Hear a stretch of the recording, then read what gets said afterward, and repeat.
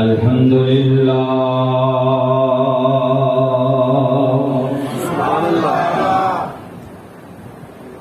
الحمد للہ رب العالمین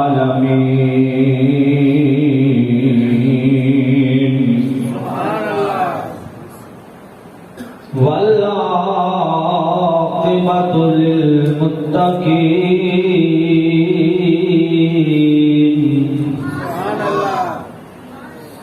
والصلاة والسلام على سید الانبیاء والمرسلین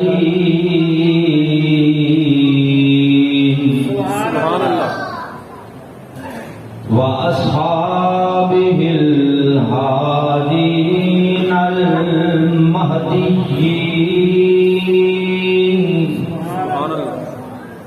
وعلى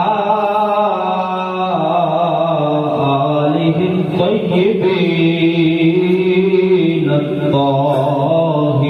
الطاهرين وأولياء ملته وعلماء أمته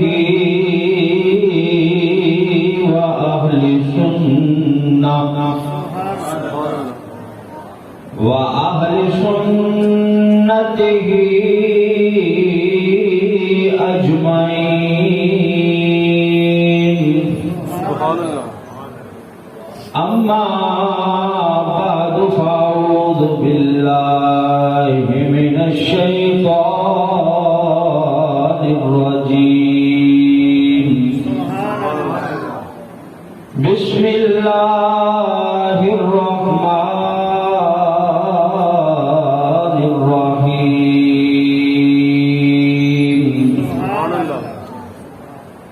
يا أيها الذين آمنوا بالله ورسوله آمنت بالله صدق الله مولانا العظيم وصدق رسوله النبي الكريم الأمين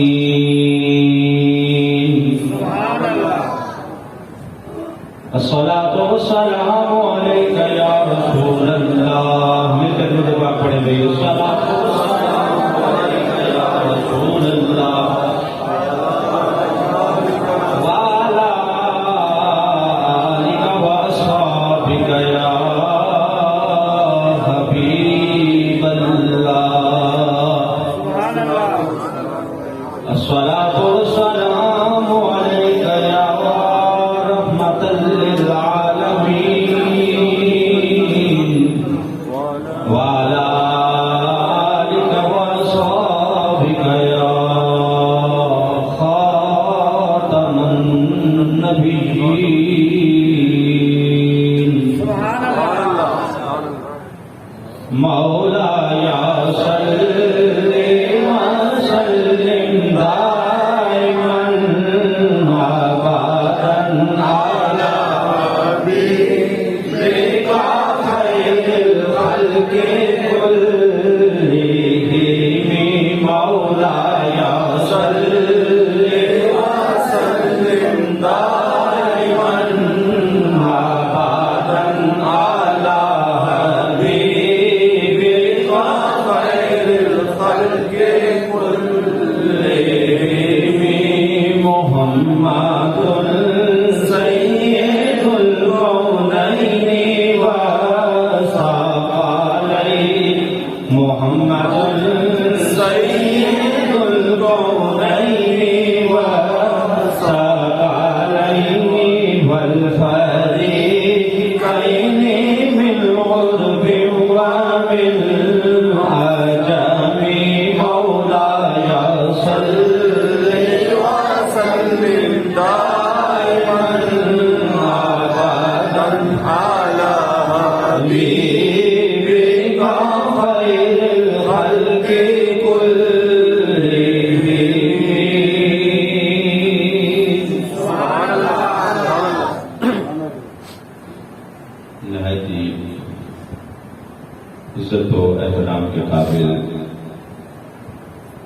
برادران اسلام، آج جس موضوع پر گفتگو ہوگی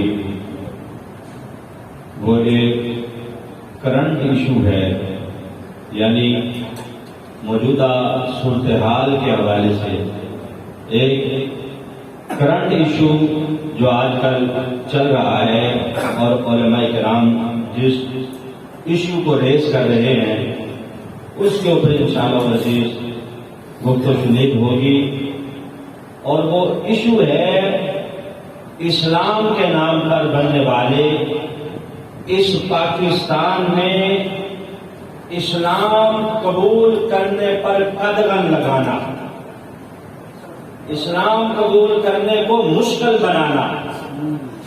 جو آپ سمجھیں کہ یہاں اسلام قبول کرنا مشکل ترین بنایا جا رہا ہے۔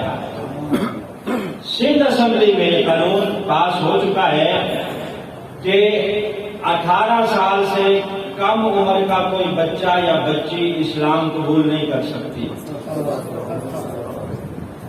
اور 18 سال سے زائد عمر کا اگر کوئی بچہ یا بچی غیر مسلم کو اسلام قبول کرنا چاہے تو اس کے لیے اتنا مشکل بنا دیا گیا ہے کہ پہلے وہ اپنے قریبی جو جج صاحب ہیں، ایڈیشنل سیشن جج، قریبی ایڈیشنل سیشن جج کو وہ درخواست دے گا کہ میں اسلام قبول کرنا چاہتا ہوں۔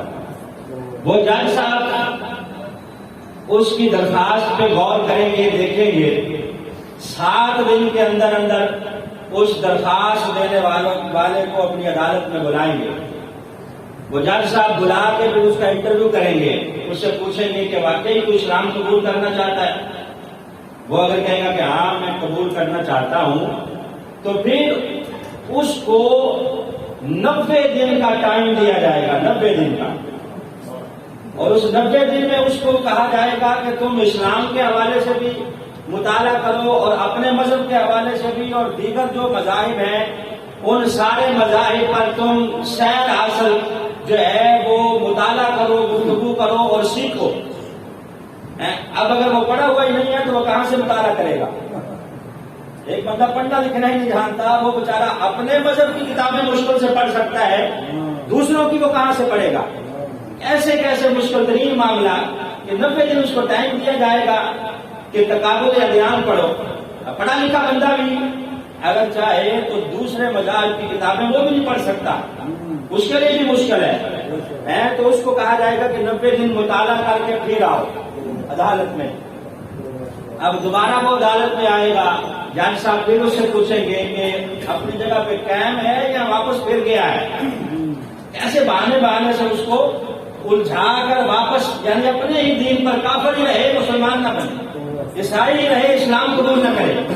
90 دن کے بعد دوبارہ جج صاحب اس سے پوچھیں گے کہ ہاں بھائی اب کیا صورتحال ہے، ابھی بھی کرنا چاہتا ہے؟ اگر اس نے کہا جی نہیں اب میں نہیں کرنا چاہتا، تو جنہوں نے اسلام کے حوالے سے تبلیغ کر کے اس کی ذہن سازی کی تھی، جو اسے مسلمان کرنا چاہتے تھے، ان کے خلاف سزا ہوگی۔ کتنی سزا؟ 5 سال کم از کم، زیادہ سے زیادہ 10 سال، 1 لاکھ یا 2 لاکھ روپیہ جرمانہ بھی ہوگا جنہوں نے اسے قائل کیا تھا اسلام قبول کرنے پر۔ اگر یہ پھر گیا 90 دن کے بعد تو قائل کرنے والوں کو سزا ہوگی۔ اب یہ دیکھیں، یہ اسلامی جمہوریہ پاکستان میں قانون بنایا جا رہا ہے اور اس حوالے سے لابنگ کی جا رہی ہے۔ سندھ اسمبلی میں یہ قانون پاس ہو کر اب پارلیمنٹ ہاؤس اسلام آباد میں پڑا ہے، اور اس کے اوپر لابنگ کر کے باقاعدہ ذہن سازی کی جا رہی ہے کہ وہاں سے اس کو منظور کروا کے باقاعدہ نافذ کیا جائے۔ اگر تو اس نے کہا کہ نہیں میں قبول نہیں کرتا تو اس کو سزا ہوگی جس نے اس کو قائل کیا تھا۔ اگر 90 دن کے بعد بھی یہ قائم رہا تو تب اس کو کلمہ پڑھا دیا جائے گا، جبکہ اسلام یہ نہیں کہتا۔ اسلام کہتا ہے کہ جو میرے پاس آیا کلمہ پڑھنے کے لیے، اور الحمدللہ میں نے 5 یا 6 بندوں کو کلمہ پڑھایا ہوا ہے، الحمدللہ۔ عیسائیوں کو میں نے 5-6 کو، جامعہ رحیمیہ میں جب ہم پڑھتے تھے تو وہاں اکثر اسلام قبول کرنے کے لیے نوجوان آ جاتے تھے، بچے اور بچیاں۔ تو پھر وہاں دفتر میں کلمہ پڑھا دیا جاتا تھا. تو میں نے بھی الحمدللہ 5 یا 6 نوجوان بچے اور بچیوں کو کلمہ پڑھا کر مسلمان کیا ہوا. تو شرعی مسئلہ یہ ہے کہ اگر میرے پاس یا آپ کے پاس اگر کوئی اسلام قبول کرنے کے لیے آ جائے, کلمہ پڑھنے کے لیے آ جائے, آپ ٹال مٹول سے کام لیں کہ یار ابھی میرے پاس ٹائم نہیں ہے, آپ ٹھہر کے آ جانا, یا ابھی آپ غور و فکر کر لو, سوچ لو. اگر آپ اس کو ٹائم دیں گے تو آپ خود دائرہ اسلام سے نکل جائیں گے. 1 منٹ اور سیکنڈ کی تاخیر کیے بغیر آپ کو یہ ضروری ہوگا کہ اس کو کلمہ پڑھا کے دائرہ اسلام میں اس کو داخل کرے جو آپ کے پاس چل کے آ گیا کلمہ پڑھنے کے لیے. اور آپ یہاں کیا قانون بنا رہے ہیں کہ 90 دن کو اس کو ٹائم دیا جائے تاکہ وہ پھر جائے. چاہیے تو یہ کہ اسے فیسیلیٹیٹ کیا جائے, اسے سہولت دی جائے کہ جو اسلام قبول کرنے کے لیے آتا ہے, اپنا گھر بار چھوڑ کے آتا ہے, اپنے بیوی بچوں کو, اپنے والدین کو, بہن بھائیوں کو چھوڑ کے آیا ہے بیچارہ اسلام قبول کرنے کے لیے, چاہیے تو یہ تھا کہ اس کو سہولت دی جاتی, اسے ویلکم کیا جاتا, اسے پروٹوکول دیا جاتا. اور نبی یہ پاک نے فرمایا بھی یہ ہے کہ جو نیا نیا مسلمان ہوتا ہے اسے عزت بھی دو, اسے تکریم بھی دو, اسے مال بھی دو, اسے رہنے کے لیے گھر بھی دو, اس کی خدمت کرو تاکہ وہ دین اسلام سے راضی ہو. اور تم لوگوں کو دین اسلام سے متنفر کرنا چاہتے ہو, ریاست مدینہ کے نام پر اسلام کے خلاف اگر یہاں قوانین بنیں گے, رب کعبہ کی قسم ہے ہم رسول اللہ کے غلام ایک لمحے کے لیے بھی ایسا قانون برداشت نہیں کریں گے. میدان عمل میں ہوں گے, احتجاج بھی کریں گے اور جیل بھرو تحریک بھی چلائیں گے. آپ بھی تیار ہیں کہ نہیں؟ یہ اسلام کے نام پہ ہم نے ملک حاصل کیا اور آپ یہ کیسے قانون کہاں بنانا چاہتے ہیں؟ 90 دن کا اگر آپ ٹائم دیں گے غیر مسلم کو مسلمان ہونے کے لیے تو اس کے اوپر آج کل بڑی بحث ہو رہی ہے. اور میں کرام نے اس مسئلے کو اٹھایا اور الحمدللہ یہ مسئلہ دب جائے گا. ان کی ضرورت نہیں ہوگی کہ ایسے قوانین پاس کروائیں اس ملک میں تو ملک بنا ہی اسلام کے نام پر ہے. اگر یہی کام کرنا تھا تو پھر ہندوستان میں ہم ٹھیک نہیں تھے.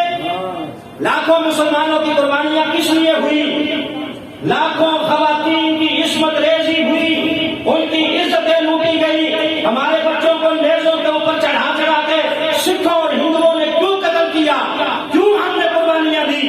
اسی لیے دیکھی کہ ایسا ملک حاصل کیا جائے جو قرآن و سنت کی لیبارٹری ہو, جہاں قانون چلے تو اللہ کا اس کے رسول کا چلے. یہاں اللہ اس کے رسول کا قانون چلتا ہے. ایسا قانون تو یورپ میں بھی نہیں ہے. یورپ میں بھی اگر کوئی مسلمان بننا چاہے تو اس کے اوپر بھی اتنی سختی نہیں ہے, وہ بھی کلمہ پڑھ کے دائرہ اسلام میں داخل ہو سکتا ہے. آپ کا یہ ملک ہے, آپ کا ہمسایہ ملک ہندوستان کافر ملک ہے نا. ذاکر نائک کی سریام وہاں کلمہ پڑھا رہا ہے, وہاں بھی اتنی سختی نہیں ہے. پڑھاتا رہا کہ نہیں بڑے مجمع میں وہ سریام لوگوں کو بٹھا کے کلمہ لوگ پڑھتے ہیں. وہاں پر بھی ایسا قانون نہیں ہے جو آپ یہاں بنانا چاہ رہے ہیں.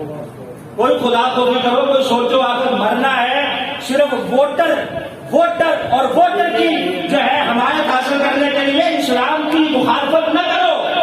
جن یہود و نصارا کو تم راضی کرنا چاہتے ہو, قرآن کہتا ہے وَلَن تَرْضَىٰ عَنْكَ الْيَهُودُ وَلَا النَّصَارَىٰ حَتَّىٰ تَتَّبِعَ مِلَّتَهُمْ. تم دل لگا لو, ان کی ملت میں داخل ہو جاؤ, تب بھی یہ یہود و نصارا تم سے راضی نہیں ہوں گے.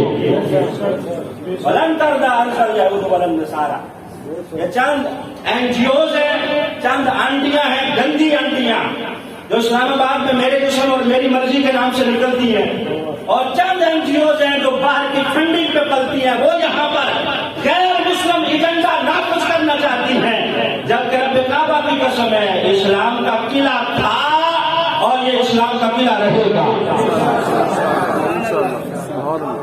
ہمارے اکابر نے یہاں اسے منانے کے لیے قربانیاں دی ہے.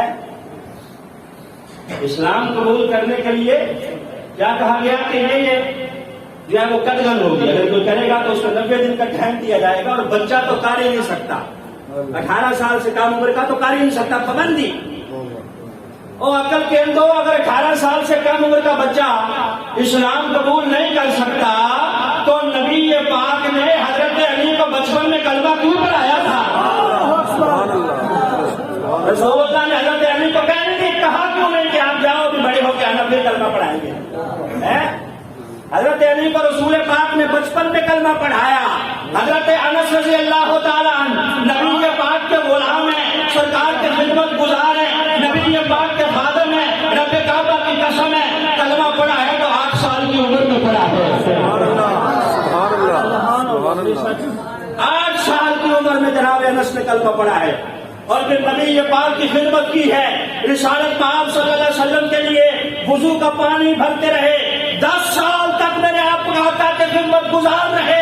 اور حضرت انس کا گھرانہ وہ تھا کہ گھر والے دعا مانگا کرتے تھے کہ کوئی وقت ایسا آ جائے ہمارے آقا ہمارے گھر آ جائیں, ہم سرکار کی دعوت کریں. سبحان اللہ. حضرت انس کی اما جان نے ایک دن کہہ دیا کہ انس میرا بچہ آپ کا بڑا خادم ہے, اس کے لیے دعا ہی کر دیجیے. تو نبی پاک نے دعا کی کہ جاؤ انس, اللہ تمہاری عمر میں اضافہ کرے, تمہارے مال میں اضافہ کرے, تمہاری اولاد میں اضافہ کرے.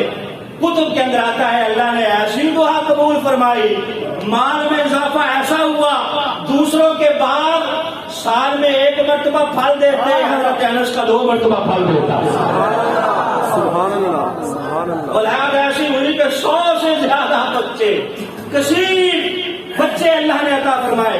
عمر میں اضافہ ایسا اللہ رب العزت نے فرمایا کہ 100 سال سے زائد عمر پائی حضرت. انہوں نے بچپن میں کلمہ نہیں پڑھا, تمہیں زیادہ عقل آ گئی ہے, تم زیادہ سمجھدار ہو. انہیں نبی پاک نے کلمہ نہیں پڑھایا بچپن میں.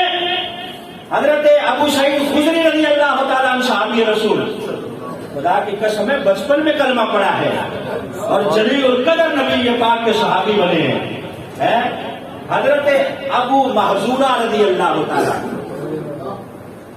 کبھی نام سنا پہلے؟ حضرت ابو محذورہ یہ وہ صحابی ہیں جو مکے میں نبی پاک کے مؤذن تھے. مدینے میں جو مؤذن ہے حضرت بلال حبشی ہیں. حضرت ابو محذورہ مکے میں مؤذن رسول رہے. کلمہ کب پڑھا؟ بچپنے میں. کہتے ہیں جب مکہ فتح ہوا تو رسالت پاک صلی اللہ علیہ وسلم حنین کی طرف تشریف لے گئے. حنین کی طرف, حنین سے واپسی میں جب آپ آ رہے تھے ایک جگہ پہ آپ نے پڑاؤ کیا تو آپ کے مؤذن نے اذان پڑھی. حضرت ابو محذورہ کہتے ہیں کہ وہ اذان کے الفاظ ہم بچے پاس ہی کھیل رہے تھے ہمارے کانوں میں پڑے. ابو محذورہ کہتے ہیں اذان کی آواز جو میں نے سنی نا تو میں نے اس اذان کی نقل اتاری. اکثر بچے نقل اتار دیتے ہیں, سانگ لگا دیتے ہیں, تو میں نے نا بلند آواز سے اس اذان کی نقل اتاری. نقل جو اتاری نبی پاک صلی اللہ علیہ وسلم کے کانوں میں میری آواز پڑی تو سرکار نے اپنے ایک صحابی کو بھیجا کہ جاؤ ذرا بچوں کو بلا کے لاؤ جو اذان کی نقل اتارنے ہیں. حضرت ابو محذورہ کہتے ہیں کہ نبی پاک صلی اللہ علیہ وسلم کا وہ صحابی ہمیں بلا کے نبی پاک کے پاس لے آئے. ہم چند بچے جو وہاں کھیل رہے تھے جب نبی پاک کی خدمت میں حاضر ہے, سرکار پوچھ رہے ہیں بتاؤ بھائی کون تھا تم میں سے جو اذان کی نقل اتار رہا تھا؟ اب سارے میری طرف اشارہ کر رہے ہیں حضور یہ تھا یہ تھا یہ تھا. حضرت ابو محذورہ کہتے ہیں رسالت پاک صلی اللہ علیہ وسلم نے باقی سب کو بھیج دیا, مجھے بٹھا لیا. مجھے بٹھا کر تھوڑی دیر بعد کہا بیٹا کھڑے ہو کر ذرا وہ اذان دوبارہ پڑھو جس کی تم نقل اتار دیتے.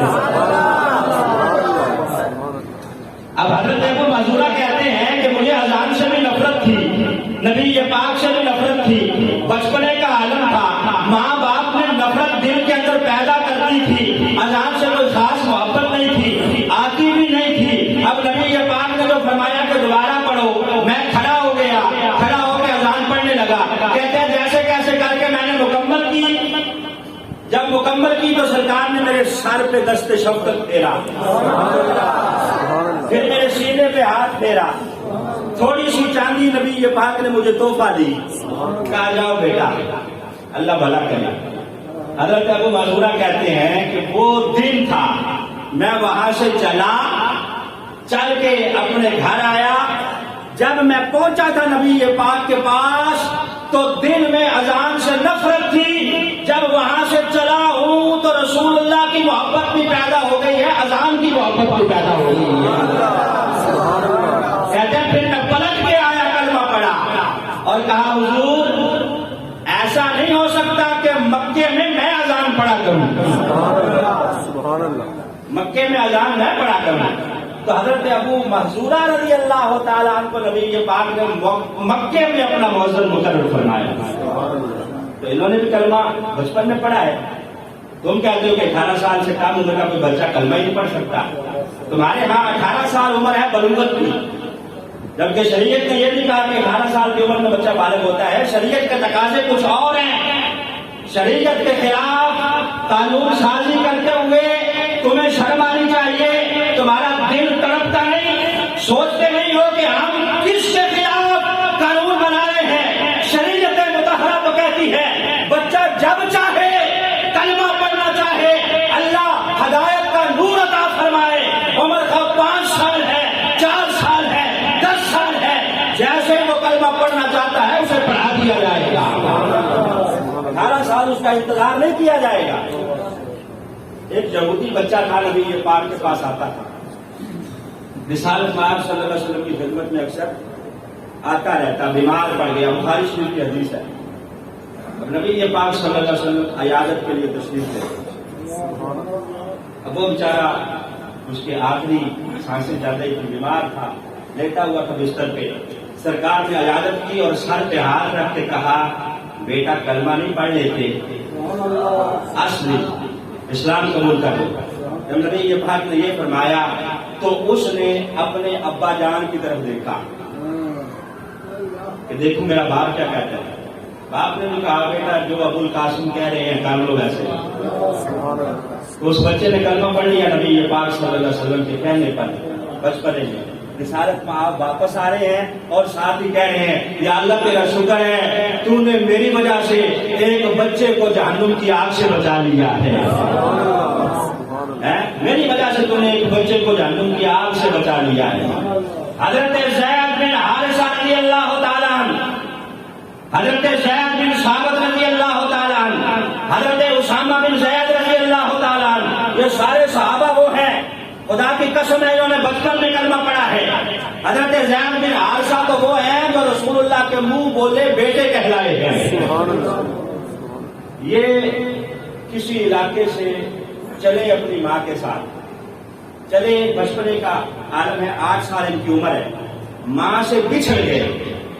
اب بچھڑ کے یہ بھٹکتے بھٹکتے مکہ پہنچے. ان کی بولی لگی. حضرت خدیجہ کے بھتیجے حکیم بن حزام نے انہیں خرید لیا. حضرت زید بن حارثہ کو خرید لیا. خرید کر اپنی چچی جناب خدیجہ کو تحفہ دے دیا اس بچے کو. اب حضرت خدیجہ کا نکاح جو نبی پاک صلی اللہ علیہ وسلم سے ہوا تو جناب خدیجہ رضی اللہ تعالی عنہا نے اس بچے کو نبی پاک کو تحفہ دے دیا. کیا حضور یہ تحفہ میری طرف سے آپ قبول فرمائیے.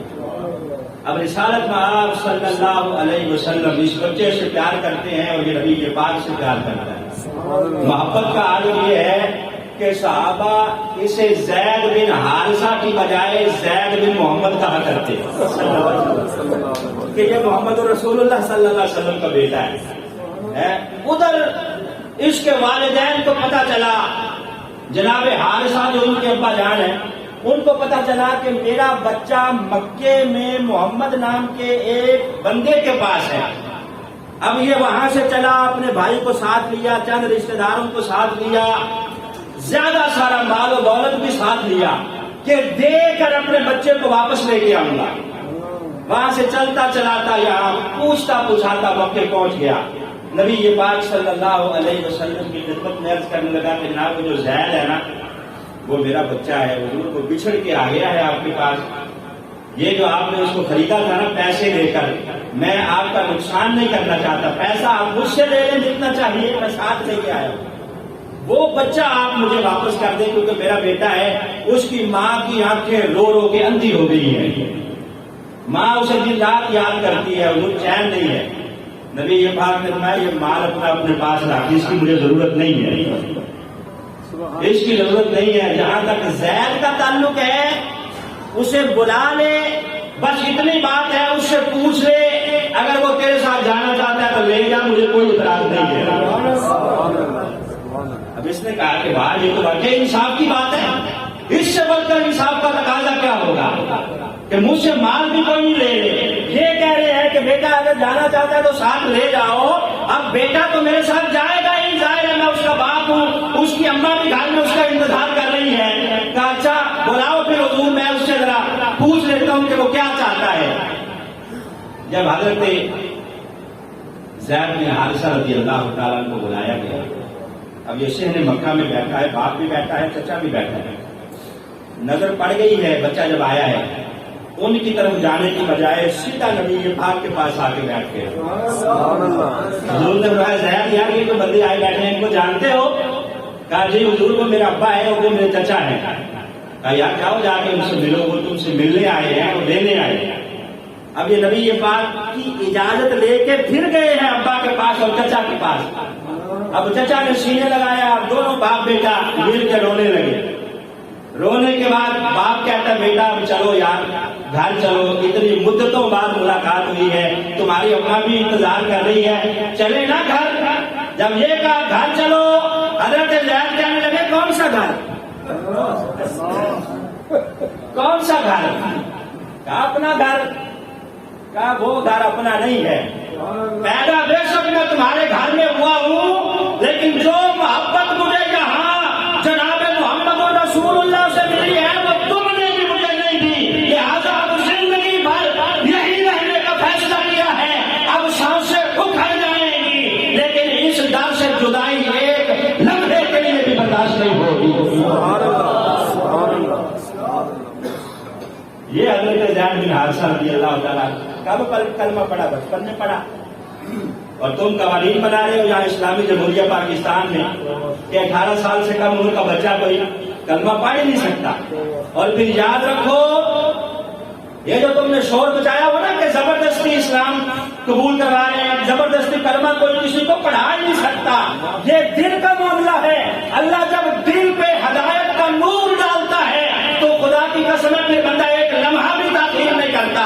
اگر نہ زبردستی جتنا مرضی کوئی کسی کو پکڑ کے لائے وہ کلمہ نہیں پڑھتا اسی وقت ہے جب اللہ ہدایت عطا فرماتا ہے. انہوں نے یہ شور مچایا ہوا کہ سندھ میں زبردستی کلمہ پڑھایا جا رہا ہے. آپ کو پتا ہے کہ سندھ کی ساری پٹی جو ہے کشمور، جیک آباد اور دادو مٹیالی، یہ جو اضلاع ہے یہاں ہندوؤں کی بستیاں موجود ہیں. اور وہاں ہندو لڑکیاں جب دیکھتی ہیں نا کہ ہمارا ہندوؤں میں کوئی مستقبل نہیں ہے، تاریخی ہے، تو وہ پڑھی لکھی بچیاں اپنے ماں باپ کو چھوڑ کے وہاں ہماری ایک بہت بڑی درگاہ ہے بھرچونڈی شریف درگاہ میں آتی ہیں. الحاج پیر عبدالحق المعروف میاں مٹھو سرکار جی لمجد و شرف، ان کے پاس آتی ہیں اور آ کے وہاں کلمہ پڑھتی ہیں. مسلمان ہو جاتی ہیں نوجوان بچیاں بھی اور ہندوؤں کے نوجوان بچے بھی آ کے اپنی مرضی سے وہاں کلمہ پڑھتے ہیں. اور پھر انہیں پتا ہے کہ جب واپس جائیں گے تو ہمارے ماں باپ چھوڑیں گے نہیں، وہیں درگاہ میں پناہ لے لیتے ہیں. وہ بچیاں وہیں پناہ لیتی ہیں تو وہ پیر صاحب عبدالحق المعروف میاں مٹھو سیدھا مجدو و شرف قدامت برکاتہ القدسیہ کسی مسلمان لڑکے کے ساتھ اس بچی کا نکاح کر دیتے ہیں. وہ بچیاں جو مسلمان ہو رہی ہیں، اب ہندوؤں کو بڑی تکلیف ہے. اس حوالے سے ہندوستان میں بھی آگ لگی ہوئی ہے اور ہمارے جو سیاستدان نام کے مسلمان جن کے بارے میں قرآن کہتا ہے یا ایھا الذین آمنوا آمنوا باللہ ورسولہ، اور نام کے مسلمانوں آمنوا باللہ ورسولہ، حقیقت میں اللہ اور اس کے رسول پہ ایمان لے آؤ. بظاہر تم مسلمان ہو لیکن حقیقت میں نہیں ہو. تمہیں بس ایک ہی چیز کی فکر ہے کہ غیر مسلم ہم سے ناراض نہ ہو جائے. اور قرآن نے کہہ دیا کہ وہ تو تم سے راضی ہوں گے ہی نہیں، تل لگا دو، ان کی ملت اختیار کر لو تب بھی راضی نہیں ہوں گے. تم نے پیسہ خرچ کیا ہندوؤں کے مندروں پہ، سکھوں کے گرجا گھروں پہ اور سکھوں کے گردواروں پہ. آج تک تم نے نہ مدرسے کو 1 روپیہ دیا ہے نہ کسی مسجد پہ 1 روپیہ خرچ کیا ہے. تمہیں بس فکر ہے کہ کہیں غیر مسلم اقلیتیں ناراض نہ ہو جائیں. اور نام تم جو ہے وہ ڈنڈورا دن رات پیٹتے ہو ریاست مدینہ کا. ریاست مدینہ کے نام پہ جو تم یہاں کرنا چاہتے ہو، خدا کی قسم ہے ہم اسلام کے چوکیدار جب تک زندہ ہیں یہ کام یہاں نہیں ہوگا. پھر یہ جب مولوی حضرات کو اٹھاتے ہیں نا آواز پھر یہ کہتے تھے کہ دیکھو یہ اسلام کے ٹھیکیدار بنے ہوئے ہیں. سن لو ہم اسلام کے ٹھیکیدار نہیں لیکن چوکیدار ضرور ہیں. ٹھیکیدار ہم نہیں ہیں، چوکیدار ہم ضرور ہیں، اور چوکیدار پہلا دیتا ہے آخری وقت تک. انشاءاللہ العزیز ہم چوکیداری کرتے رہیں گے. اسلام کے نام پہ بننے والے اس پاکستان میں قانون بنے گا تو قرآن و سنت کا قانون بنے گا. زبردستی کوئی کلمہ پڑھا ہی نہیں سکتا. آپ دیکھیں کہ ابو جہل نبی پاک صلی اللہ علیہ وسلم کا چچا ہے، اس کے دل میں محبت نہیں تھی تو اللہ نے اسلام کی دولت عطا نہیں فرمائی. چودھری بھی ہے، خوبصورت بھی ہے، ابو الحکم کہا جاتا ہے. کیا کہا جاتا ہے؟ ابو الحکم، دانائی کا باپ. دانائی کا باپ یعنی اتنا علم والا تھا کہ ابو الحکم کہا جاتا. دانائی کا باپ، جاننے والا، علم والا. لیکن اللہ نے دین کا اور اسلام کا نور نہیں عطا فرمایا تو ابو الحکم سے ابو جہل بن گیا.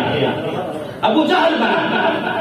اسے اللہ نے توفیق نہیں دی، پاس رہتے ہوئے کلمہ نہیں پڑھا. اللہ نے توفیق دی ہے سیدنا بلال حبشی رضی اللہ تعالی عنہ کو، جو حبشہ سے چلے ہیں، چودھری بھی نہیں ہے، رنگ بھی کالا ہے، ہونٹ بھی موٹے ہیں، صورت بھی اتنی اچھی نہیں ہے، تب بھی آئے ہیں نبی پاک کا کلمہ پڑھا ہے تو خدا کی قسم ہے ہمارے امام بن گئے ہیں. یہ زبردستی کے سودے تو ہے ہی نہیں. یہ تو بات ہے دل کے قبول کرنے کی. اللہ فرماتا ہے قرآن میں اذهب الى فرعون انه طغى. موسیٰ فرعون کی طرف جاؤ، وہ باغی ہو گیا ہے، طاغی ہو گیا ہے، وہ کھلی گمراہی پر ہے، جاؤ جا کے اس کو تبلیغ کرو. حضرت موسیٰ علیہ السلام فرعون کی طرف گئے تبلیغ کرنے کے لیے. اب فرعون اتنا بڑا بادشاہ ہے کہ ہزاروں بچے قتل کروا دیے لوگوں کے، ہزاروں بچے قتل کروا دیے، اور تخت پہ جم کے بیٹھا ہوا ہے. کسی کی جرت نہیں ہے کہ کوئی اس کے خلاف بات کر سکے. ایسی اس کی بادشاہی ہوگی. آج اگر حکمران کسی کا ایک بچہ بھی قتل کروا دے تو ان کا رہنا مشکل ہو جاتا ہے. اب آپ دیکھیں کہ اس کا کنٹرول کتنا تھا.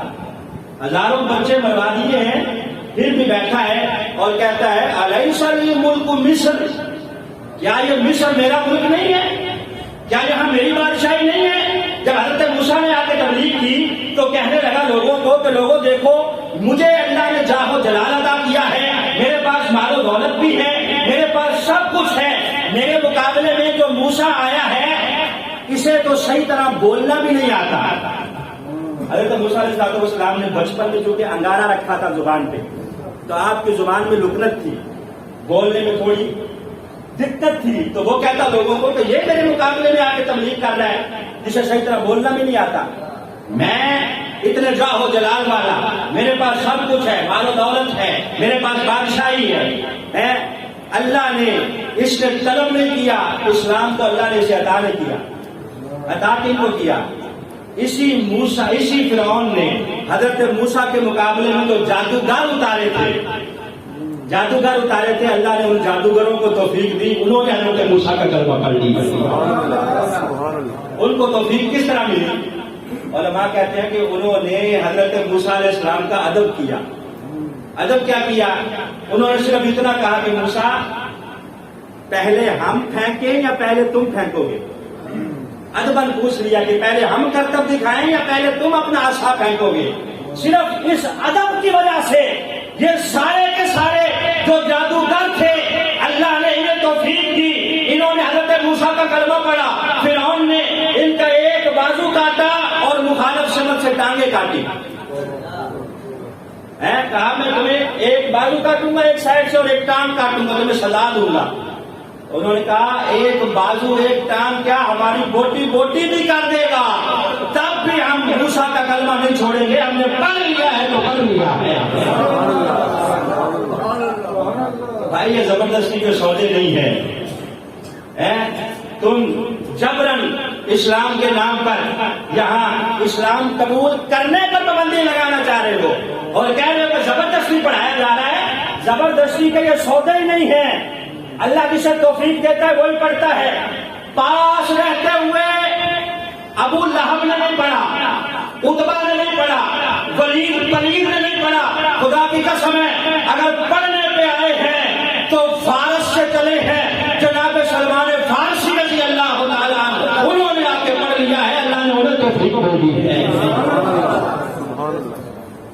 حضرت سلمان فارسی فارس کے رہنے والے, ایران کے رہنے والے ہیں. کیسے کلمہ پڑھا, ان کی بھی بڑی تفصیل انداز کا ہے. انشاءاللہ کبھی پورا جمعہ حضرت سلمان فارسی کے حوالے سے ہوگا. آتش پرست ہیں, شروع میں آگ کی پوجا کرتے ہیں. ایک دن دل میں بیٹھے بیٹھے خیال آ گیا کہ یار ہم کتنے پاگل ہیں, یہ آگ ہم خود جلاتے ہیں, بعد میں خود ہی اس کے آگے کھڑے ہو جاتے ہیں, خود ہم ایندھن ڈال کے اس کو جلاتے ہیں اور خود ہی اس کی ہم پرستش کرنا شروع کر دیتے ہیں. تو پھر جب اللہ دینا چاہے تو پھر آپ دیکھیں کیسے ملتی ہے. ابھی نبی پاک صلی اللہ علیہ وسلم کا ظہور نہیں ہوا, پہلے کی بات ہے. یہاں بیٹھے بیٹھے اس نے سوچا کہ میں آگ کی عبادت نہیں کروں گا. باپ نے گھر سے نکال دیا, نکلے گھر سے, چلتے چلتے ایک راہب کے پاس گئے. اس راہب کے پاس جا کے عیسائی مذہب کو قبول کر لیا. وہاں اس وقت حضرت عیسیٰ علیہ السلام کا زمانہ تھا. عیسائی مذہب اس سے قبول کیا اور مذہب عیسائیت کے اوپر اس نے جو ہے عبادت کرنا شروع کی, شب بیداری کرنا شروع کی, عبادات اور ریاضات شروع کی. جب وہ عیسائی راہب مرنے لگا تو حضرت سلمان فارسی نے اس کو کہا کہ جناب آپ کا تو آخری وقت ہے, مجھے بتاؤ میں کس کے پاس جاؤں. تو اس عیسائی راہب نے انہیں فرمایا, انہیں کہا کہ تم فلاں علاقے کے رہنے والے, عرب کے جزیرے کے رہنے والے ایک راہب کے پاس چلے جاؤ, وہ تمہیں آگے تبلیغ دے گا. اب حضرت سلمان فارسی وہاں سے چلے اور وہاں پہنچ گئے. جب وہ بھی مرنے لگا تو اس نے موصل بھی بھیج دیا کہ موصل چلے جاؤ. موصل سے پھر اموریہ چلے گئے, وہاں کافی دیر رہے. جب وہ عیسائی راہب مرنے لگا تو حضرت سلمان فارسی نے کہا کہ بتاؤ میں کہاں جاؤں. تو اس نے کہا کہ یار آپ نا, میں نے اپنی کتابوں میں پڑھا ہے کہ کھجوروں کی سرزمین پر حضرت ابراہیم کی اولاد میں سے نبی آخر الزمان کا ظہور ہو گیا ہے. کا نشانی اس کی یہ ہے کہ وہ وہ صدقہ قبول نہیں کرتا, ہدیہ قبول کرتا ہے. یہ میں نشانی بتا رہا ہوں کہ وہ صدقہ کبھی قبول نہیں کرے گا. کوئی صدقہ لے گا تو وہ نہیں لے گا, ہدیہ لے لے گا. ایک اس کی نشانی یہ ہے کہ حضرت ابراہیم کی اولاد میں سے ہے, اور تیسری اس کی نشانی یہ ہے کہ اس کے دونوں کندھوں کے درمیان مہر نبوت بنی ہوئی ہوگی. کہا وہاں چلے جاؤ, اب تمہاری منزل بری ہے. حضرت سلمان فارسی اب چلتے چلاتے اب جب ارادہ کیا نبی پاک کی خدمت میں آنے کا تو ایک قافلہ گزر رہا تھا جو مدینہ کی طرف آ رہا تھا. پوچھ لیا قافلے سے کہ کہاں جا رہے ہو. کہا ہم جا رہے ہیں کھجوروں کی سرزمین یثرب, وہاں جا رہے ہیں. کہا یار مجھے بھی لیتے جاؤ ساتھ. انہوں نے کہا ٹھیک ہے, ساتھ لے لیا. راستے میں قافلے کو ڈاکوؤں نے لوٹ لیا اور حضرت سلمان فارسی کو غلام بنا لیا. اب جس نے غلام بنایا تھا وہ اللہ کی کرنی دیکھیں, جب اللہ پہنچانا چاہے تو وہ مدینے کا رہنے والا تھا. اب مدینے لے آیا, اس نے اپنے باغ کی خدمت پہ لگا دیا کہ میرے باغ کو پانی دیا کرو, کھجوروں کا باغ ہے اسے پانی دو, اس کی کھجوریں اکٹھی کرو, اور سارا دن تمہاری خدمت یہی ہے کہ تم باغ کی رکھوالی کرو. حضرت سلمان فارسی کہتے ہیں خدمت کر کر کے میری کمر کا کب نکل آیا. کہتے ہیں نا کب نکلانا اپنے آپ میں, کہ میں اتنی خدمت کی اس کی کہ میرا کب نکل آیا, لیکن مجھے پتا نہیں چل رہا کہ کہاں نبی یہ آخر الزمان ہے, میں نے کہاں جانا ہے. پتا مجھے چلتا تھا کبھی کبھی کہ مکے میں ان کا ظہور ہو چکا ہے, لیکن میں غلام تھا, جاتا کیسے. آخرکار سرکار خود مدینے آ گئے. ہجرت کر کے نبی یہ بات خود جو مدینے آ گئے تو اس نے پوچھا ایک بڑھیا سے کہ بتاؤ اس طرح محمد رسول اللہ نام کا بندہ ہے, کہاں ملے گا. اس بڑھیا نے بتایا کہ وہ اپنے صحابہ کے ساتھ صبح یہاں سے گزر کے مسجد نبوی میں نماز کے لیے تشریف لے جاتے ہیں. وہ راستہ ہے, وہاں سے گزرتے ہیں. حضرت سلمان فارسی کہتے ہیں میں نے تھوڑی سی کھجوریں اپنے مالک سے لی اور جا کے اس راستے میں بیٹھ گیا جہاں سے سرکار نے گزرنا تھا.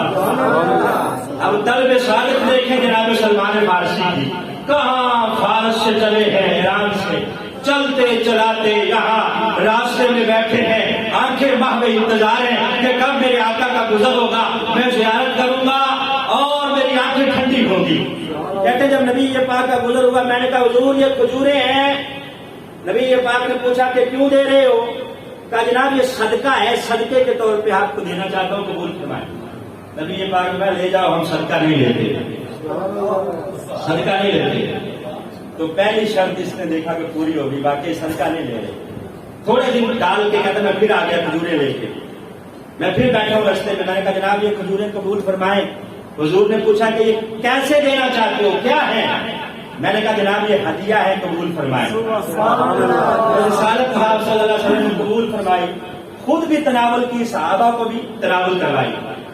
اب کہتے ہیں کہ 2 شرطیں تو میں نے دیکھ لی، اب تیسری شرط رہ گئی تھی مہر نبوت والی۔ کچھ دن کے بعد میں پھر آیا، پھر اسی رستے میں بیٹھا ہوں، اب میں پریشان ہوں کہ کس طرح زیارت کروں مہر نبوت کی۔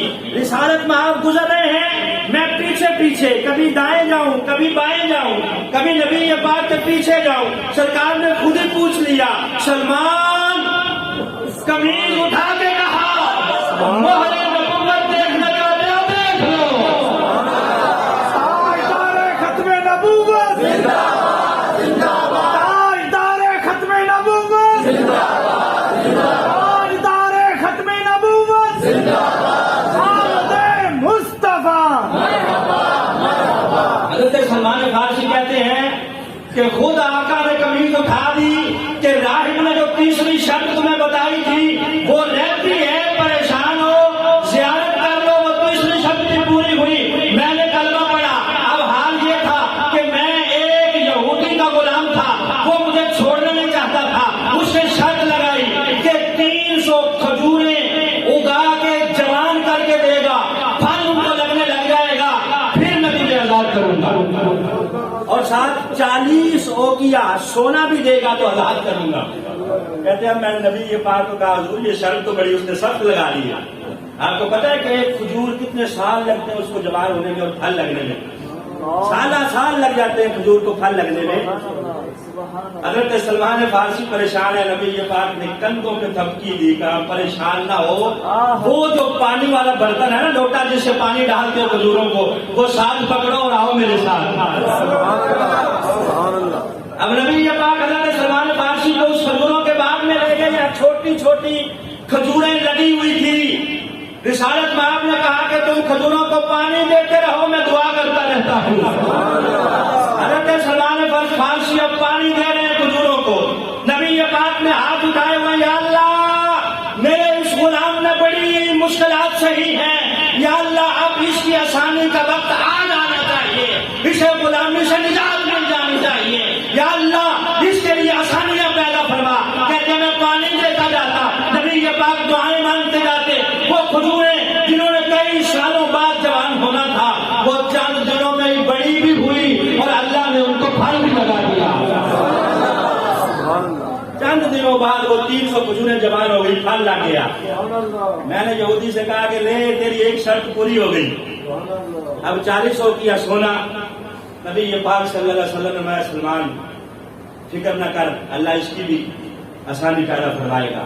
نبی پاک کے پاس کہیں سے سونے کا ٹکڑا آیا اور وہ ہے بھی 400 کی ہی تھا جتنا چاہیے تھا۔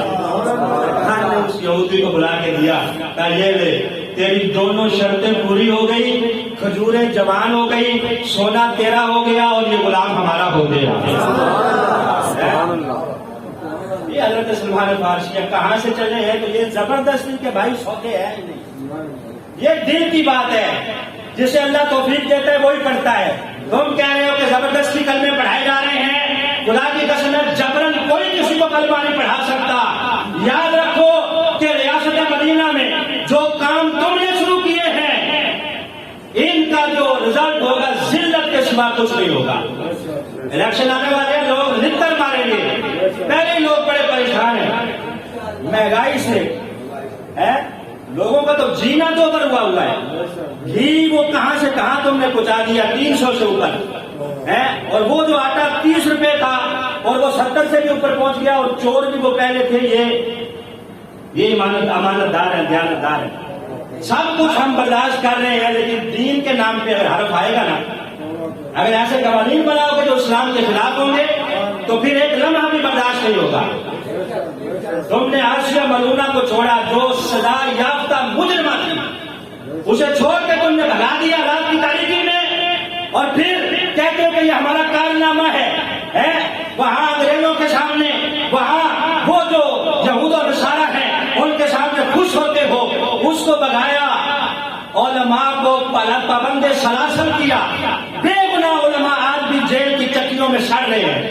خرم ریاض شاہ صاحب، خدا کی قسم ہے کوئی قصور نہیں، ظہیر الحسن شاہ صاحب، سعد رضوی صاحب اور دیگر ہمارے کئی علماء ایسے ہیں، بلا وجہ انہیں جیل کی چکیوں میں تم پیس رہے ہو، کس لیے کہ وہ اللہ اس کے رسول کا نام لیتے ہیں۔ اگر اللہ اس کے رسول کا نام لینا جرم ہے تو سنو، یہ جرم ہم کرتے رہیں گے، شرع بازار بھی کریں گے اور برسر تختہ دار بھی کریں گے۔ یہاں انشاءاللہ والعزیز ایسے قوانین نہیں بنے گے جو قرآن و سنت کے خلاف ہوں گے۔ اسلام جو چاہے قبول کرنا، اس کے لیے آزادی ہونی چاہیے، 18 سال سے کم عمر ہو یا زیادہ ہو، ایک لمحہ کے لیے بھی تاخیر نہیں ہونی چاہیے۔ جو کلمہ پڑھنے آیا ہے اسے فوراً کلمہ پڑھا دیا جائے، جو تاخیر کرے گا شرعی مسئلہ یہ ہے کہ وہ خود دائرہ اسلام سے نکل جائے گا۔ دعا ہے اللہ عمل کی توفیق عطا فرمائے۔